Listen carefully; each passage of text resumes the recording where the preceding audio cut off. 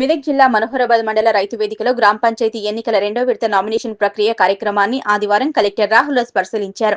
ఈ సందర్భంగా కలెక్టర్ మాట్లాడుతూ రెండో విడత నామినేషన్ సమర్థవంతంగా నిర్వహించడం జరుగుతుందని, ఈ ప్రక్రియ 8 మండలాల్లో కొనసాగుతుందన్నారు. మనోహరాబాద్, తూప్రాన్, చేగుంట, నార్సింగ్, తూప్రాన్ రెవెన్యూ డివిజన్ పరిధిలో కొనసాగుతుందని, అలాగే మెదక్ రెవెన్యూ డివిజన్ పరిధిలో ఈ రోజు నుంచి మొదలై 3 రోజుల పాటు ఈ కార్యక్రమం కొనసాగుతుందన్నారు. ప్రశాంత వాతావరణంలో నిర్వహించడానికి అన్ని ఏర్పాట్లు చేశామన్నారు. నామినేషన్ వేసే అభ్యర్థులు నూతన బ్యాంక్ అకౌంట్ తప్పనిసరి అని తెలిపారు. పాత అకౌంట్లు చెల్లుబాటులో ఉండవన్నారు. సర్పంచ్, వార్డు మెంబర్ నామినేషన్ వేసే అభ్యర్థులు ఈ నిబంధనలు తప్పనిసరిగా ఆచరించాలన్నారు. కొత్త బ్యాంక్ అకౌంట్లు ఓపెనింగ్ చేసే విషయంలో అందరూ బ్యాంక్ మేనేజర్స్ కు ఆదేశాలు జారీ చేయడం జరిగిందని వివరించారు. రిజర్వేషన్ స్థానాల్లో పోటీ చేసే అభ్యర్థులకు కుల ధృవీకరణ పత్రం లేదా ఫామ్ 3 గెజిటెడ్ ఆఫీసర్ డిక్లరేషన్ తప్పనిసరి అన్నారు. ఎన్నికల నిబంధనలను అందరూ తప్పక పాటించాలని, సర్పంచి, వార్డు మెంబర్ స్థానాలకు పోటీ చేసే అభ్యర్థులకు సలహాలు, సూచనలు అందించడానికి హెల్ప్ డెస్క్ ఏర్పాటు చేశామని వినియోగించుకోవాలన్నారు.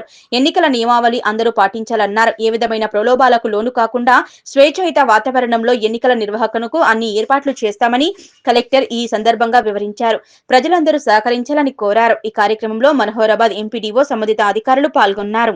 నమస్కారం. మెదక్ జిల్లా వ్యాప్తంగా కూడా మనకి ఫస్ట్ ఫేజ్ నామినేషన్ సుమారుగా 6 మండలాలలో మనకి ఫస్ట్ ఫేజ్ నామినేషన్ ప్రక్రియ 27th రోజు మనకు స్టార్ట్ కావడం జరిగింది. అది ఆల్మోస్ట్ కంప్లీట్ చేసుకొని ఈరోజు ఫస్ట్ ఫేజ్కి సంబంధించిన ఈ 6 మండలాల్లో కూడా స్క్రూటినీ అనేది ప్రస్తుతం నడుస్తూ ఉంది. సో ఆ స్క్రూటినీ కూడా ఈరోజు మనం సక్సెస్ఫుల్గా అది కంప్లీట్ చేసుకుంటాం. సో అక్కడ ఏ విధమైన అవాంఛనీయ సంఘటనలు జరగకుండా కూడా అన్ని ఏర్పాట్లు చేయడం జరిగింది. అదేవిధంగా ఈ రోజు నుంచి మనకి సెకండ్ ఫేజ్ నామినేషన్ చొప్పున 8 మండలాలలో మనకి ఈరోజు సెకండ్ ఫేజ్ నామినేషన్ జరుగుతూ ఉంది. సో మనోహరాబాద్, తూప్రాన్, చేగుంట, నార్సింగి మన తూప్రాన్ రెవెన్యూ డివిజన్ పరిధిలో, అదేవిధంగా మెదక్, రామాయంపేట్, శంకరంపేట 6, మన నిజాంపేట, మెదక్ రెవెన్యూ డివిజన్ పరిధిలో. సో ఈ 8 మండలాలకు కూడా ఈరోజు నామినేషన్ ప్రక్రియ అనేది కూడా స్టార్ట్ అయింది. ఇది 3 రోజుల వరకు ఉంటుంది. సో ఈరోజు, రేపు, ఎల్లుండి 3 days కూడా నామినేషన్ తీసుకోవడం జరుగుతుంది. మరి అన్ని మండలాల్లో కూడా అన్ని ఏర్పాట్లు కూడా నామినేషన్స్ తీసుకోవడానికి అన్ని ఏర్పాట్లు పూర్తి చేయడం జరిగింది. ఎవరైతే ఆస్పైరింగ్ క్యాండిడేట్స్ ఉన్నారో సో వాళ్ళందరికీ కూడా రిక్వెస్ట్ ఏంటంటే, ముందుగానే మన రూల్స్ ప్రకారం ఏంటంటే నామినేషన్ వేసిన 1 day బిఫోరే వాళ్ళు కొత్త బ్యాంక్ అకౌంట్ తీసుకోవాల్సిన అవసరం ఉంటుంది. సో వాళ్ళందరూ కూడా కొత్త బ్యాంక్ అకౌంట్ అప్లై చేసుకొని తీసుకోవాలా. అదేవిధంగా వార్డు మెంబర్ కానివ్వండి, సర్పంచ్ కానివ్వండి, పాత అకౌంట్లు నడవు, కొత్త అకౌంటే ఓపెన్ చేయాల్సిన అవసరం ఉంటుంది. సో ఎవరైనా అకౌంట్ తేకపోతే కూడా వాళ్ళకి మనం నోటీస్ ఇస్తాము. సో ఎంత సాధ్యమైనంత త్వరలో వాళ్ళు తీసుకొని రావాల్సిన అవసరం ఉంటుంది. బ్యాంక్ మేనేజర్స్కి అందరికీ కూడా ఇన్స్ట్రక్షన్స్ చేయడం జరిగింది. ఎవరైతే నామినేషన్ ప్రక్రియ కోసం అకౌంట్ అప్లై చేసుకుంటారో మరి వాళ్ళకి కొత్త అకౌంట్ ఒకటే రోజులో ఇచ్చే విధంగా కూడా వాళ్ళకి అందరికీ కూడా ఇన్స్ట్రక్షన్ ఇవ్వడం జరిగింది. వాళ్ళు కూడా తొందరగా ఇవ్వడం జరుగుతుంది. సో అదేవిధంగా ఎవరికైనా నో డ్యూస్ ఉంటే కూడా ఆ నో డ్యూస్ని కూడా తొందరగా కూడా క్లియర్ చేసేసి వాళ్ళకి ఇమీడియట్గా కూడా నో డ్యూ సర్టిఫికేట్ ప్రపోజర్కి కానివ్వండి, క్యాండిడేట్ కానివ్వండి ఇవ్వమని కూడా పంచాయత్ సెక్రటరీస్కి అందరికి కూడా ఇన్స్ట్రక్షన్స్ ఇవ్వడం జరిగింది. అదేవిధంగా రిజర్వేషన్ సీట్స్లలో ఎవరైనా పోటీ చేయదలుచుకుంటే కంపల్సరీగా వాళ్ళు క్యాస్ట్ సర్టిఫికేట్ కానివ్వండి, లేదంటే పార్ట్ 3లో డిక్లరేషన్ ఉంటుంది. సో మనకి నామినేషన్ పేపర్లోనే పార్ట్ 3 అని ఒక భాగం ఉంటుంది. సో దాంట్లో క్యాండిడేట్ నేను సో అండ్ సో క్యాస్ట్కి చెందిన వాడిని అనేసి డిక్లేర్ చేస్తారు. ఆ డిక్లరేషన్ని గెజిటెడ్ ఆఫీసర్ డిప్యూటీ తహసీల్దార్కి తగ్గకుండా సర్టిఫై చేయాల్సిన అవసరం ఉంటుంది. సో ఎంఆర్ఓస్కి కూడా అందరికీ ఇన్స్ట్రక్షన్స్ ఇవ్వడం జరిగింది. మన రెవెన్యూ ఆఫీసర్స్ అందరికీ కూడా డిప్యూటీ తహసీల్దార్స్ని కూడా మనం అందుబాటులో పెట్టడం జరిగింది. ఎవరెవరైతే నామినేషన్ పర్పస్ క్యాస్ట్ సర్టిఫికేట్ తీసుకోవడానికి కొద్దిగా ఇబ్బంది అయినా, లేట్ అయినా కానీ కూడా మీరు నామినేషన్ పేపర్లు ఉన్న ఆ ఫార్మేట్ ప్రకారం అప్లై చేస్తే ఇమీడియట్గా వెరిఫై చేసేసి సేమ్ డేనే వాళ్ళకి ఆ డిక్లరేషన్ కూడా వాళ్ళకి ఇవ్వడం జరుగుతూ ఉంది. సో మనకి లాస్ట్ డే ఆఫ్ నామినేషన్ లోపల వాళ్ళ డిక్లరేషన్ కానివ్వండి, లేకపోతే క్యాస్ట్ సర్టిఫికేట్ కానివ్వండి, రిజర్వేషన్ స్థానాల్లో పోటీ చేయాలనుకున్న అభ్యర్థులు కంపల్సరీగా సబ్మిట్ చేయాల్సిన అవసరం ఉంటుంది. బ్యాంక్ అకౌంట్ అయితే నామినేషన్ కంటే 1 day బిఫోరే సబ్మిట్ చేయాలి. కాబట్టి ఒకవేళ ఇంకా ఇప్పుడు నామినేషన్ వేసిన వాళ్ళు, వేయబోతున్న వాళ్ళు ముందే అప్లై చేసుకోండి.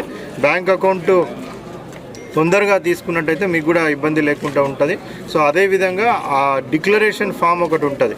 సో వాళ్ళకి క్రిమినల్ యాంటీసిడెంట్స్ ఏమైనా ఉన్నాయా, లేకపోతే వాళ్ళ ఆస్తుల వివరాలు అవన్నీ కూడా ఒక డిక్లరేషన్ ఉంటుంది. అది అదే ఫార్మేట్లో సబ్మిట్ చేయాల్సిన అవసరం ఉంటుంది. అందులో ఏ విధమైన బ్లాంక్స్ లేకుండా అన్నీ కూడా సబ్మిట్ చేయాల్సిన అవసరం ఉంటుంది. ఒకవేళ అందులో ఏమైనా బ్లాంక్స్ ఉండి సో ఇన్ఫర్మేషన్ ఇన్కంప్లీట్ ఉంటే కూడా మనం చెక్ లిస్ట్లు ఇస్తాము. వాళ్ళు లాస్ట్ డే ఆఫ్ నామినేషన్ లోపల అది కూడా పూర్తిగా పూరించేసి ఇద్దరు సాక్షుల చేత సంతకం పెట్టుకొని కూడా మనకి సబ్మిట్ చేయాల్సిన అవసరం ఉంటుంది. సో ఆ ఎన్నికల నిబంధనలు అన్నీ కూడా అమలు పరిచే విధంగా ఏమైనా డౌట్స్ ఉంటే క్లారిఫై చేయడానికి కూడా మనం హెల్ప్ డెస్క్లు కూడా అన్ని నామినేషన్ సెంటర్లలో పెట్టినాం. సో ఎవరికైనా ఏమైనా డౌట్స్ ఉన్నా ఏమైనా క్లారిఫికేషన్ కావాలంటే కూడా ఆ హెల్ప్ డెస్క్ల ద్వారా వాళ్ళు ఆ ఇన్ఫర్మేషన్ పొందొచ్చు. అదేవిధంగా ఏ విధమైన పర్మిషన్స్ కావాలన్నా, సో క్యాంపెయిన్కి కానివ్వండి, సభలు చేసుకోవడానికి కానివ్వండి, ర్యాలీ తీయడానికి కానివ్వండి, అవన్నీ పర్మిషన్స్కి కూడా తహసీల్దార్కి అప్లై చేయాల్సిన అవసరం ఉంటుంది. ఆ సంబంధిత మండల్ తహసీల్దారు ఏ విధమైన పర్మిషన్స్ ఉన్నా కానీ కూడా ఆ సంబంధిత SHO ఎవరైతే ఉంటారో వాళ్ళ దగ్గర నుంచి NOC తీసుకొని దాని ప్రకారంగా వాళ్ళకి పర్మిషన్స్ అన్నీ కూడా first come first serve basis మీద పర్మిషన్స్ ఇవ్వడం జరుగుతుంది. సో ప్రజలందరికీ కూడా విజ్ఞప్తి ఏంటంటే మోడల్ కోడ్ ఆఫ్ కండక్ట్ ఎన్నికల నియమావళిని అందరూ కూడా పాటించే విధంగా, సో ఏ విధమైన ప్రలోభాలకు ఏవి కూడా లోన్ కాకుండా స్వేచ్ఛాయుత వాతావరణం మనం ఎలక్షన్ కండక్ట్ చేయడానికి అన్ని ఏర్పాట్లు కూడా చేయడం జరిగింది. కాబట్టి ప్రజలు కూడా సహకరించి సో వాళ్ళు కూడా పెద్ద ఎత్తున ఈ ఎలక్టోరల్ ప్రాసెస్లో పాల్గొని ఏ విధమైన ప్రలోభాలకు లోటు కాకుండా సో వాళ్ళు ఎలక్షన్ ప్రాసెస్లో పాల్గొనాలి. అదేవిధంగా ఎలక్షన్లో కూడా అందరూ కూడా పెద్ద ఎత్తున ఓటింగ్ చేయాలనేది కూడా అందరినీ కూడా విజ్ఞప్తి చేస్తాం. Thank you.